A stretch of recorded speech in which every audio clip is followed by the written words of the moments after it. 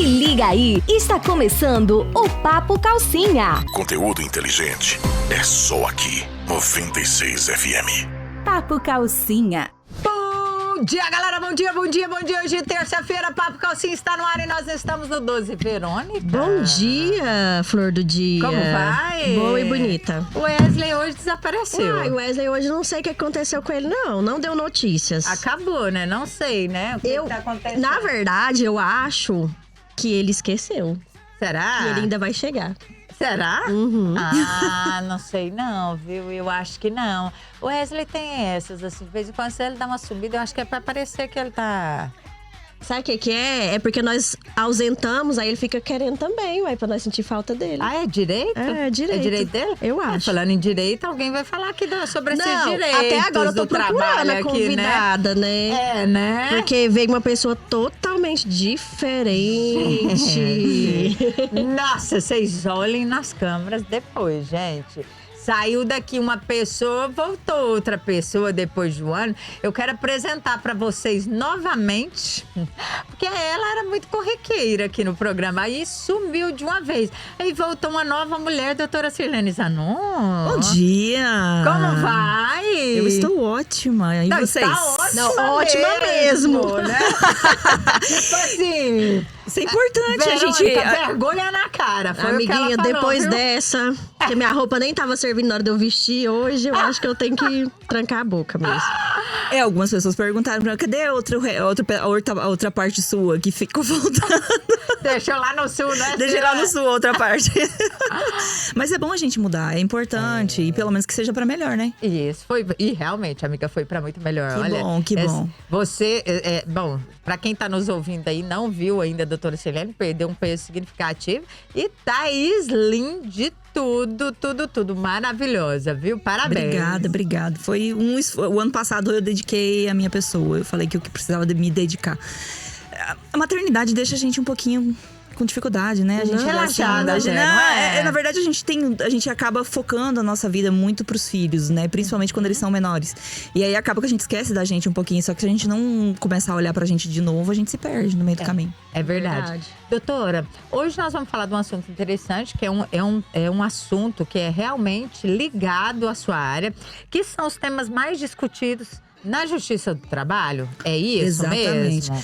Todo ano o TST, ele disponibiliza no sistema dele lá o ranking das ações trabalhistas mais ajuizadas na Justiça do Trabalho durante aquele ano. Então, no final de 2024, agora o TST publicou nas estatísticas deles o ranking das ações, dos pedidos, na verdade, né, mais feitos no TST no ano de 2024. Então, eu trouxe aqui, são vários, mas eu trouxe os 6, porque a gente não vai conseguir falar de todos, pelo menos os 6 primeiros que estão aí no ranking. É interessante para as empresas terem ciência, saber o que está tá sendo mais objeto de pedido, e para que as pessoas também possam verificar será que eu estou nessa situação? Será que eu também posso ser demandado com relação a isso? Então, por isso que eu trouxe, eu acho importante. Gente, é muito importante o que ela está falando aqui. Por quê? Porque é pertinente não para você não só para você que é empregado, mas para você também que é um empregador. Não é verdade, doutora Sirlene? Exatamente. Por quê? Porque você tem que observar as nuances ali do seu ambiente de trabalho para não correr o risco futuro, né, de ter que pagar uma indenização aí, às vezes sem maldade nenhuma.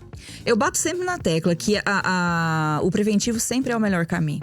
Então, se você se prevenir de possíveis ações trabalhistas, se você colocar aí no seu ambiente de trabalho algumas coisas, fazer algumas modificações, às vezes você consegue resolver problemas que futuramente você pode ter que pagar por isso, né? E fica caro muitas vezes você deixar passar muito tempo, se você deixar ali um bolo de neve, que eu sempre falo, quanto mais tempo passa, você não se adequando no seu ambiente de trabalho, mais chance de você ter um processo caro na Justiça do Trabalho. E não adianta hoje você ser um empregador muito bonzinho, não é verdade, doutora Sirlene? Ou não? Assim, só vamos falar por cima. É lógico que eu sei que tem empregados, né, maravilhosos, né, colaboradores maravilhosos, mas tem uma hora que você realmente tem que falar não para alguma coisa que não vai te prejudicar lá na frente. Ou não, eu estou errada em relação a isso? Nós temos uma relação de trabalho. Não é uma relação de amizade entre empregado e empregador. Às vezes as pessoas esquecem. Mas a maioria das vezes torna uma amizade que depois a gente não consegue nem fazer cobranças necessárias, né? Pode até ter a amizade, só que daí você tem que saber diferenciar. Às vezes é difícil mesmo. E aí, eu já vi que muitas ações trabalhistas acabam sendo mais difíceis de serem resolvidas exatamente porque envolve isso. Envolve além da relação de trabalho, envolve as amizades. E aí vai se quebrar as duas coisas, a relação de trabalho e a amizade também. E o empregador, ele tem uma empresa. Ele tem que seguir as regras e a legislação trabalhista. Então, independente se é amigo, se não é, ele tem que seguir as regras conforme determinado pela legislação. Porque não adianta eu chegar lá no Justiça do Trabalho e falar pra Justiça do Trabalho que ele é meu amigo. Isso não vai resolver seu problema. Talvez vai até piore o problema, né? Eu vou te falar realmente. Não, eu conversei com ele ali, né? Ele me pediu isso, por isso que eu fiz pra ele. Você não tem prova do que foi acontecido? Acontece aqui, muito. Não é verdade? Eu vou te falar uma das coisas que eu mais ouço. É a questão de, o funcionário começou a trabalhar, não registrei a carteira de trabalho dele. Porque ele pediu. Porque ele pediu. Uhum. Ele não quis porque ele queria receber seguro-desemprego ou por vários motivos. Essa decisão não é do empregado. Essa decisão é do empregador. É o empregador que não pode deixar o empregado trabalhar dentro da empresa dele com sem carteira assinada, porque é responsabilidade do empregador. Se ele for fiscalizado pelos órgãos de fiscalização, ele vai ser punido. Não adianta eu falar para eles que o funcionário pediu para eu não registrar. E outra coisa, doutora Sirlene, eu vejo assim, que ele não pode entrar e ficar ali 2, 3 dias, 5 dias sem o registro da carteira. Ele já tem que entrar dentro da empresa com o registro da carteira? A legislação diz que nós temos, a empresa tem um prazo de 5 dias. Depois que até 5 dias depois que o empregado começa a trabalhar. A minha recomendação sempre, para todas as empresas para as quais eu advogo, eu falo: registre primeiro. Depois começa a trabalhar. Uhum. Porque você está resguardado. Tem um funcionário, começa a trabalhar, vamos supor aí no primeiro dia de trabalho, ele sofre um acidente de trabalho sem registro. A responsabilidade vai ser toda sua. Ele não vai estar amparado pelo INSS. Você tem que entender que, além da questão de trabalhista ali, da situação de registro da carteira de trabalho, da regularidade disso, nós temos a questão previdenciária. Isso também é importante. Vou registrar, vai voltar, tal. Mas e se acontecer? Eu sempre falo, o meu maior receio é um acidente de trabalho, que pode acontecer. Dependendo da situação, né? A gente não sabe, a gente não prevê, por isso que chama acidente. Então, assim, a gente não consegue prever isso. E a responsabilidade é enorme, dependendo do grau desse acidente. E a responsabilidade todinha ainda do empregador, né? Exatamente. Eu vou começar já, então, com as perguntas aqui. Porque, assim, eu já fiz várias, né? Mas, assim, nós já falamos das perguntas exatas. Se deixar, a gente vai falando aqui aleatório, né? E não fala o que precisa. Nunca entra no tema. A Justiça do Trabalho tem assunto demais. Tem assunto demais, gente. Bom, vamos para as horas extras. Fala um pouco para mim sobre as horas extras. O que é considerado hora extra ou não? O que não é considerado hora extra, quantos % que eu tenho que pagar em cima ali do salário das horas extras. Fala um pouco para mim sobre isso. Então, eu elenquei aí a ordem, né? Então, horas extras é o topo da pirâmide. É o top line dos pedidos trabalhistas. E maioria das vezes, essas horas extras são combinadas verbalmente só, né? As horas extras, como a Bia perguntou, quanto que é? Vamos lá, nós temos uma jornada aí de 8 horas diárias, 44 horas semanais. Isso é uma jornada em que não há incidência de horas extras. Tudo que exceder a esse limite, são consideradas horas extras. Hora extra tem que ser remunerada. E a remuneração da hora extra é com adicional. Então, dependendo de cada situação, o que nós temos na legislação é um adicional de 50%. Então, se eu ganho aí, vamos colocar R$12 uma hora de trabalho, se eu trabalhar em jornada extraordinária, eu vou receber os R$12 com um acréscimo de 50% desse valor de adicional de horas extras.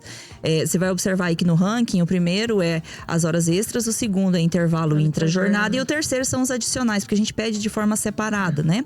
Porque às vezes a empresa paga até a hora extra, mas ela não paga o adicional de hora extra. Então ela vai te pagar pela hora extraordinária, mas ela não vai te pagar o adicional de 50%. Então são questionamentos diferentes. Então no ranking, o primeiro de todos é a hora extra, depois o intervalo intra-jornada, que é o intervalo de refeição, e o terceiro são os adicionais, que são o adicional da hora extra, que também, né, no intra-jornada tem o adicional pelo extraordinário, o tempo extraordinário trabalhado. Doutora, mas essa hora extra, se tiver estipulado que a empresa não paga hora extra se você exceder, isso é legal ou não? Não. Isso não é válido. Independente. A hora extra não pode ser… Eu posso ter convenção, acordo coletivo de compensação de jornada e não de não ter pagamento. Por exemplo, eu posso fazer hora extra E em ter um dia de contrapartida folga. ter ali aquelas horas trabalhadas para me retirar como se fosse exatamente. Nós temos 2 institutos aí, que é o banco de horas e a compensação individual, a compensação de jornada, que são institutos diferentes, mas que a gente utiliza bastante para a questão de, às vezes, não impactar tanto no caixa das empresas, que seria a compensação de jornada. Porque muitas vezes a compensação de jornada, ela é interessante tanto para a empresa quanto para o empregado. Eu quero fazer uma viagem, aí uns 2, 3 dias não estou de férias, eu tenho banco de horas. Eu tenho hora extra ali que eu posso usar para folgar. Então é interessante, às vezes, para o empregado também. Não vai ter a compensação remuneratória, mas ele vai ter a folga, o tempo de lazer, um tempo maior com a família. Então, muitas empresas adotam isso. Mas é Só que nós temos facultativo do regras. empregado aceitar ou não? Ou não? Não é facultativo, as empresas definem. Então, Por exemplo, a gente que trabalha na prefeitura, quando tem evento extra, eles dão prioridade para quem quer participar do evento. Já quem participa já sabendo que vai ter um banco de horas, que depois vai ter um dia de folga. Então, às vezes, a pessoa tá programando uma viagem ou quer prolongar um feriado, aí a pessoa vai e trabalha naquele evento. E a rede pública é diferente da privada? Já emendando a pergunta. sim. Porque normalmente a rede pública, a não ser que a rede pública utilize o registro por CLT normal, ela vai se enquadrar da mesma forma. Se não for, aí vai ser pela legislação específica do servidor público, que daí cada órgão tem uma legislação específica. Mas tem alguns servidores públicos que são pelo regime da CLT, então eles vão seguir a CLT da mesma forma que um servidor privado. Voltando aqui à questão da compensação das jornadas, nós temos a opção do banco de horas. O banco de horas, ele pode ser anual. Só que para ser anual, essa compensação dentro do período de um ano, ela tem que ser prevista ou em acordo coletivo ou convenção coletiva. Então, eu não posso estipular banco de horas dentro da minha empresa com um período tão prolongado de tempo assim para a compensação dessa jornada, se não for por acordo ou convenção coletiva. Se for um período menor, a compensação da jornada tem que acontecer dentro do período de 6 meses. Aí sim eu posso fazer por acordo individual com o meu empregado. Então eu vou fazer um acordo ali de banco de horas com o meu empregado. E dentro do período de 6 meses, essas horas precisam obrigatoriamente ser compensadas. Se elas não forem, aí serão pagas. Então, tanto no período de 6 meses ou de um ano, a regra é a mesma. Tem o período de compensação. Não ocorreu essa compensação, obrigatoriamente vai ter que ser paga essas horas extras com o adicional. Então, isso é obrigatório. Sim. Tem que, ou ele compensa dentro do período estipulado, ou se ele não compensar, e aí nós temos as várias situações de não compensar, porque às vezes a empresa não consegue liberar o empregado para que ele compense dentro desse período de tempo. Aí ela vai ter que saber que se ela não compensa, se o funcionário tem aí 100, 50 horas extras nesse período, ela vai ter que pagar isso tudo de uma vez. Então acaba ficando, se ela não muito conseguir oneroso, administrar, né? aí vai ficar mais caro em determinado período de tempo para fazer o pagamento. É verdade. Peraí, a gente vai para o gente. intervalo rapidinho. Nós estamos aqui, gente, o papo tá tão interessante que a gente fala sem parar. A hora que a gente falando e eu tentando argumentar, a Verônica também com um gogozinho mexendo aqui, eu falei, gente, mas eu tenho intervalo, eu vou ter que ir Nós já falou diretão. para o patrocinador e a gente fala sem parar aqui. Gente, muito bom. O assunto super interessante. A doutora Sirlene Zanon está aqui hoje com a gente, falando aí, ó, das matérias mais discutidas, dos temas mais discutidos dentro da Justiça do Trabalho. Olha, o primeiro tema que ela citou aqui foram as horas extras.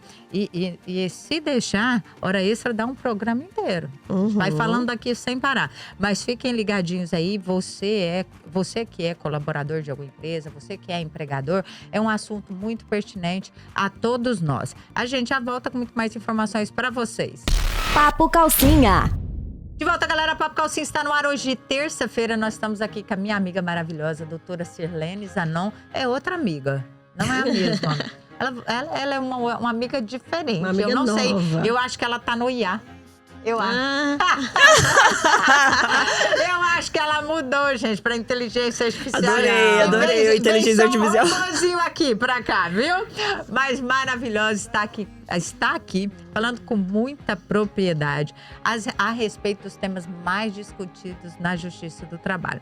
Primeiro bloco, nós começamos a falar sobre as horas extras. Inclusive, Verônica, não terminamos, né? Não terminamos. Precisamos terminar. Então, fala pra nós, doutora. Me conta faz uma finalização das horas extras, porque a gente sabe que dá um programa todinho, né? Dá. Hora extra é sempre muito discutido, porque nós temos situações. Por que eu vou colocar, por que as horas extras são tão pedidas e são tão corriqueiras na Justiça do Trabalho? Porque a gente tem a situação de não reconhecimento das horas extras, do empregado trabalhar em jornada extraordinária, não registrar. Aí o empregador não paga, finge que elas não existiram. Ou o empregador, às vezes, registra e não paga. Ou o empregador registra, paga a hora extra e não paga o adicional. Então, são várias situações. Ou paga o adicional, não paga de forma correta. Tem banco de horas, não compensa dentro do prazo. Tem banco de horas de forma inadequada. Tem compensação de jornada de forma inadequada. Então, assim, são várias situações, eu vou enumerar algumas aqui, que podem gerar situações de processos trabalhistas. Então, as empresas, elas têm ciência, elas sabem em qual delas elas estão se enquadrando, em qual momento, em qual situação elas estão. Ou se elas não estão em nenhuma, também pode... Claro, assim, tem muitas empresas que trabalham de forma adequada, de forma regular. A gente sabe que hoje você trabalhar 100% dentro da legislação trabalhista é complicado para as empresas, porque fica caro, fica oneroso. Mas você tem que mitigar ao máximo a quantidade de problemas que você pode ter. E você sabe que é. Que eu falo que é uma economia até burra. Pro empregado, porque hoje em dia o que se desconta, né? Em folha, eu falo que daqui a uns dias a gente não vive mais. Vai tudo pro governo. Eu não quero entrar nesse quesito aqui, porque senão eu vou ficar louca, eu começo a bater na bancada, bater a cabeça. Não, mas é complexo. Mas não é verdade? Eu entendo o empregado, né, chegar e falar assim, não quero registrar minha carteira, porque aquilo ali faz a diferença na vida dele. Aquilo que ele paga de imposto ali na fonte, aquilo realmente faz uma diferença, né?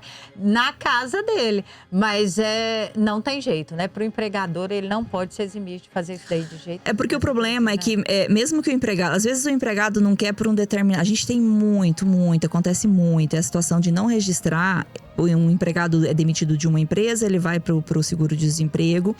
E aí ele arruma um trabalho, mas ele não quer ser registrado porque ele não quer deixar de receber o seguro-desemprego. Então ele vai receber as duas coisas. Primeiro, eu sempre falo isso, as pessoas sabem disso, isso é ilegal, você não pode fazer isso. Porque você está fraudando a Previdência Social. Então porque o seguro-desemprego, a finalidade dele não é te dar renda extra, é te dar renda enquanto você não tem a sua renda, que é o seu trabalho. Até você se restabelecer. Exatamente, só que as pessoas não entendem dessa forma e isso virou uma cultura dentro do país. A gente não consegue tirar isso, é enraizado, tanto no empregado quanto no empregador. Então eles têm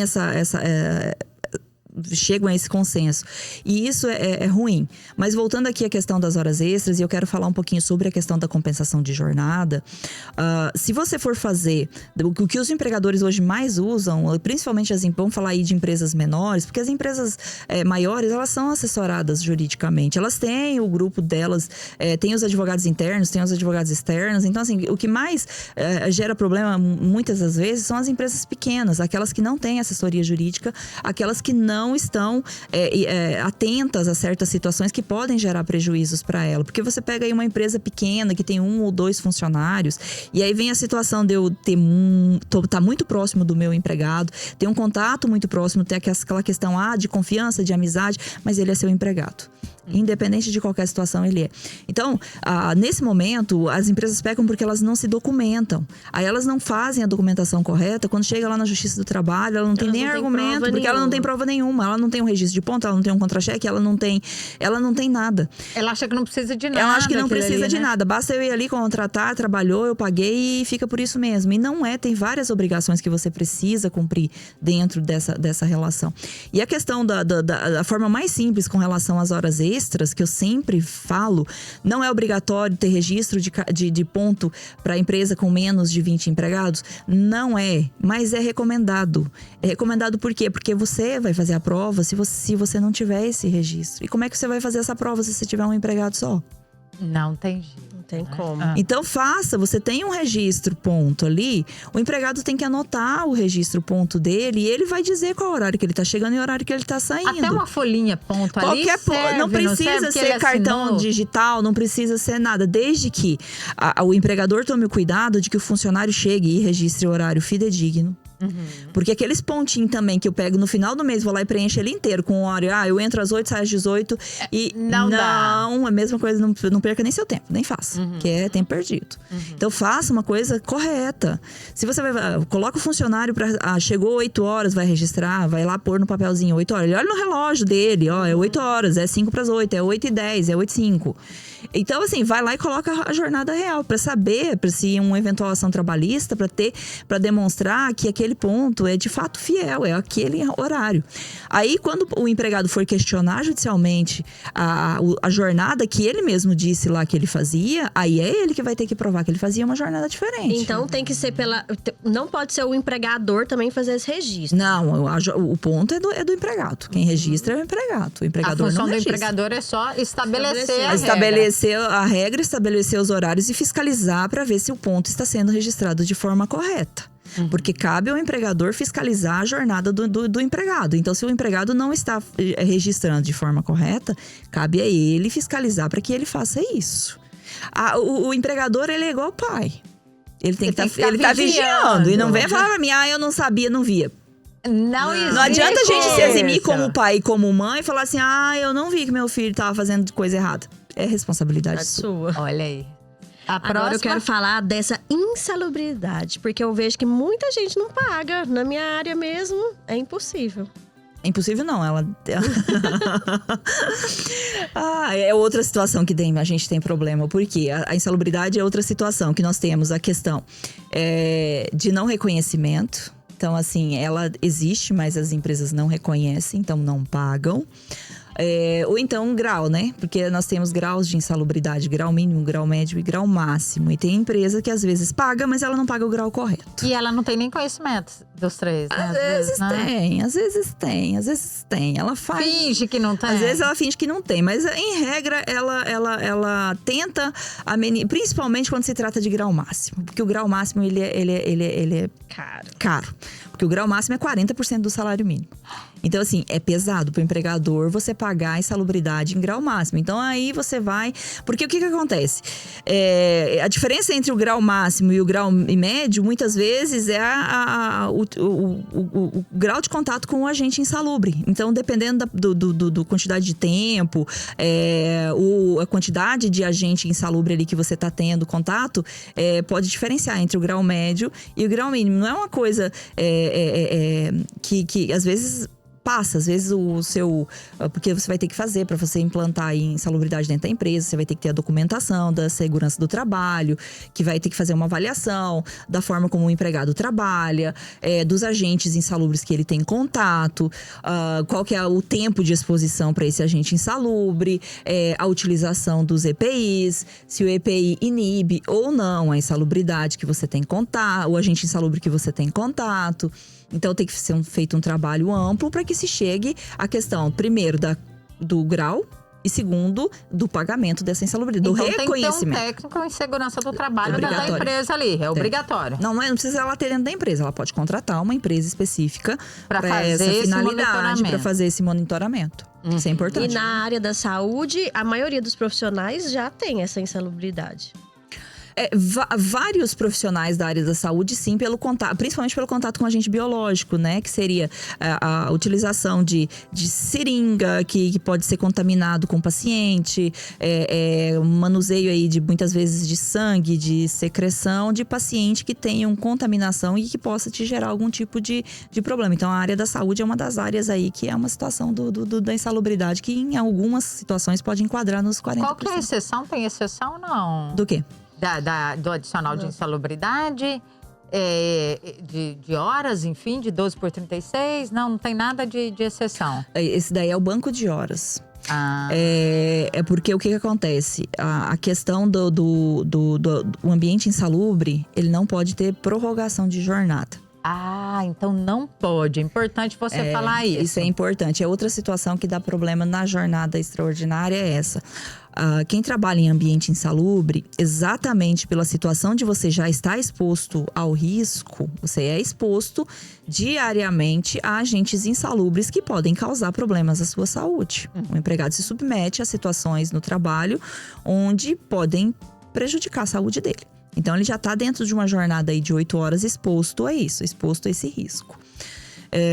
Então, para que você possa prorrogar, além dessas 8 horas diárias, você obrigatoriamente tem que ter autorização dos órgãos de segurança do trabalho, do Ministério do Trabalho, né? Dos órgãos do trabalho. Então não cabe só a mim, empregadora, ir lá e estipular. Eu tenho que ter. As exceções, aí a gente teve, depois da legislação da mudança de 2017, porque antes não tínhamos essas exceções, agora temos. A jornada 12 por 36 não precisa dessa autorização.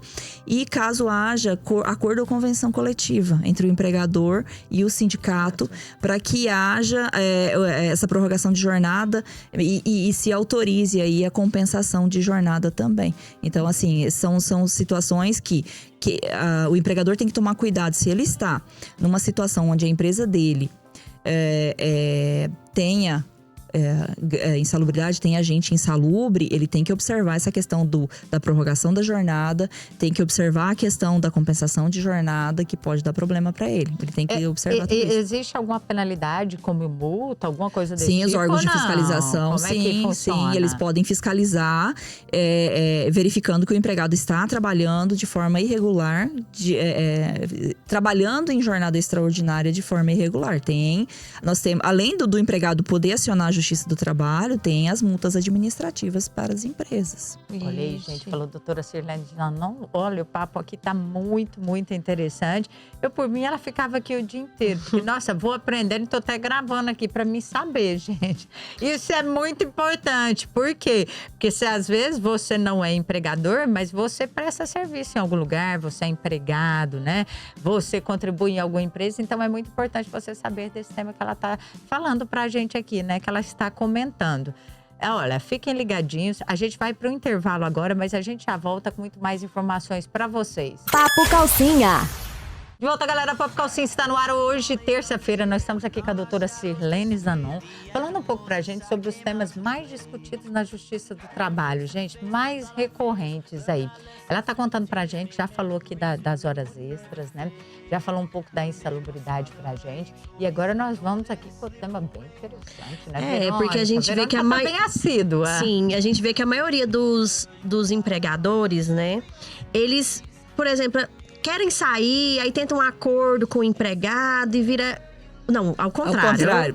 Os empregados querem sair e tentam um acordo com os empregadores. E nesse acordo, a maioria das vezes, os empregadores falam da devolução dessa multa de 40%, né? Como que funciona? Não é contra a lei. Esse acordo, ele não existe, na verdade, né? E aí, nós temos duas situações. Ou o empregado pede demissão, porque se ele quer sair, ele tem que pedir. Eu sempre falo isso. Se você quer sair, você tem que pedir para sair. Se você acha que você quer sair da empresa porque tem alguma situação ali da empresa que está te impedindo de continuar a trabalhar, nós temos uma opção aí que é a rescisão indireta do contrato de trabalho. Você pode utilizar isso, só que essa via é judicial, você não pode fazer isso de forma extrajudicial. E você tem que dizer qual que é a situação que está te impedindo de manter esse contrato de trabalho. Pela rescisão indireta, sim, é como se você tivesse sido mandado embora e você tem direito a todas as verbas de um funcionário que foi demitido. Do contrário, se você quer sair só porque você quer sair, porque você quer pedir… o caminho correto é pedir demissão. Aí o empregado ele não quer, porque muitas vezes ele trabalhou aí 2, 3, 4, 5 anos de empresa e ele não quer deixar o FGTS dele depositado lá na conta vinculada. Por quê? Quando você sai da empresa, o valor maior que você tem para receber ali, de fato, é o FGTS. E a multa, na verdade, o saque do FGTS, né? E a multa de 40% que a empresa te paga. Porque aí, o que é a multa de 40%? Para as pessoas, às vezes, que não conhecem ou não entendem. O empregado, cada empresa que ele trabalha é aberta uma conta vinculada ao FGTS. Então, mensalmente, a empresa deposita 8% sobre a remuneração desse empregado. Importante essa questão. É 8% sobre a remuneração do empregado, não é sobre o salário base. A remuneração total. Total. Então, assim, se o empregado… sobre as quais há incidência do FGTS. Claro, tem alguns adicionais, algumas coisas que não tem, mas vamos lá, o empregado trabalhou em sobrejornada, teve horas extras. Então, assim, tudo isso vai fazer composição de salário. Então, lá no final do mês, o empregador vai somar tudo isso e em cima disso, ele vai fazer o cálculo dos 8%. Vai fazer o depósito desse valor lá na conta vinculada do FGTS. Acabou o contrato, a empresa me mandou embora, ela vai pegar o extrato do meu FGTS com os valores que estão depositados lá e aí ela vai obrigatoriamente ter que depositar o valor de 40% daquele valor que já está depositado a título de multa, a multa do FGTS. Essa multa é como se fosse, a gente usando assim de uma forma que as pessoas possam entender, de uma forma mais simples, é como se fosse uma punição que o empregador tem por ter mandado aquele empregado embora. Então, o empregado vai ter acesso àquele valor ali, além do FGTS, ele vai ter aqueles 40% que vai auxiliar ele num período de tempo até que ele consiga arrumar um novo emprego. Por isso que esse valor é pago só quando o empregado é demitido. Porque quando o empregado pede demissão, o que se entende é que esse empregado, se ele tá pedindo demissão, é porque ele já tem onde trabalhar. Então, ele já tá resguardado em alguma coisa. Porque pra ele andar sozinho, né? É muito diferente eu pedir demissão de uma empresa por conta própria, sem que seja a situação de uma rescisão indireta, que eu não vou entrar nesse mérito. É muito diferente do que eu ser pega de surpresa. Hoje eu tô trabalhando bonitinha ali, não esperava, a empresa chega e fala assim, você tá sendo demitido. É mais difícil. Isso. Porque daí a pessoa não tem nada em vista, ela não tem uma situação que ela tem um emprego, alguma coisa já engatilhada. E aí ela vai ter que se recompor, ela vai ter que se refazer. Por isso que tem tudo é resguardado quanto a isso para ela no direito do trabalho. Aí tem o seguro-desemprego, aí tem o levantamento do FGTS que foi depositado. Porque chama fundo de garantia. É um fundo ali que é depositado como se fosse uma poupancinha para você no momento que você de fato precise. E a multa de 40%. Então, os questionamentos outra situação aí dentro do ranking dos pedidos, a multa de 40% que não é depositada dentro. E isso aí até entra naquilo que a Verônica falou, né? E você também falou no início do programa. Relação de emprego, não é amizade. Por quê? Aí vem aí o conflito aí, né? Você cria aquele vínculo com o empregado, né? Ou com o empregador. Aí já tem aquela liberdade. Aí vem o empregado. Eu quero sair, mas você é meu camarada, você é bom e tal, né? Você pode fazer isso? Não é desse jeito? E não é só nessa situação que acontece o não depósito da multa. Nessa situação, como é uma situação formal, obrigatoriamente a multa tem que ser depositada. Aí o empregador vai ter que acreditar na palavra do empregado de que ele vai devolver, porque o depósito vai ser feito na conta vinculada do FGTS, não é feito para o empregado. Feito lá na conta vinculada, ele vai receber um documento que hoje está tudo eletrônico, vai né? Já manda direto. Pagar. E depois vai para conta e o empregado vai lá e ele mesmo vai sacar aquele dinheiro. Não é o empregador que vai lá, tem empregador que vai junto, né? pra sacar o dinheiro, pra ter certeza que ele vai receber de volta. Mas tem outras situações também, manda o funcionário embora e não paga a multa de 40%.